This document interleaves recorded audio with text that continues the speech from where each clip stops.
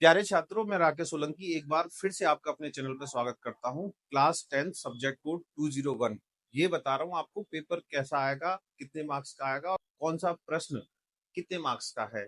Video बहुत छोटा है, ध्यान से देख जाइए, आपको पूरा का पूरा पेपर समझ में आ जाएगा। हिंदी की बात करते हैं तो 201 इसका सब्जेक्ट कोड है। 3 घंटे का ये पेपर होता है और पेपर होता है, यहाँ पे तो आपको दिख रहा है 100 मार्क्स, लेकिन होता कितने का है, 80 मार्क्स का होता है। 20 मार्क्स आपके असाइनमेंट में होते हैं।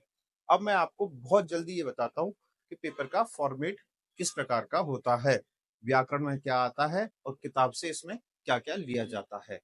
डियर स्टूडेंट, एनआईओएस जो क्लास 10th का क्वेश्चन पेपर है, इसमें टोटल प्रश्न आते हैं 37।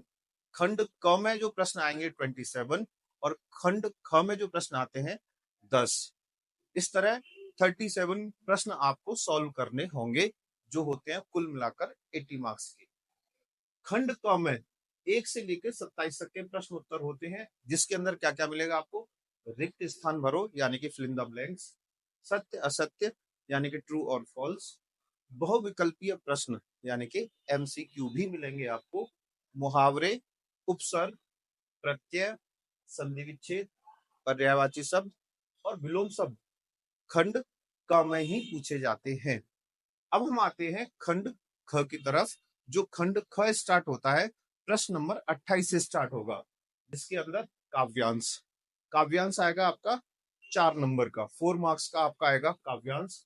सब प्रसंग व्याख्या किताब के अंदर से ही आता है, आपकी जो बुक है उसके अंदर से ही कोई पाठ होगा, पाठ के अंदर से ही आपको ये सब प्रसंग व्याख्या आ जाएगी।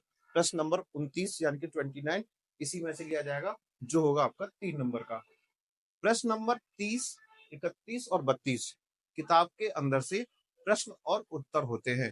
अगर आपने किताब अच्छी तरह से पढ़ी है तो आपको 30, 31, 32 प्रश्न बहुत आसानी से आप कर पाओगे।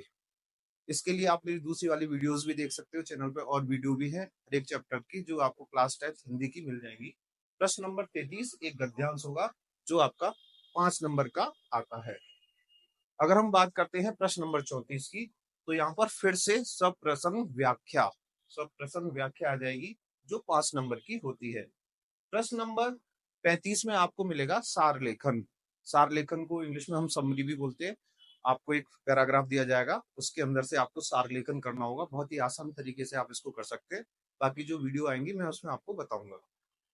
प्रश्न नंबर 36 यानी कि 36 पत्र आता है। अधिकतर संपादक को पत्र लिखने आता है और ये एक औपचारिक पत्र होता है।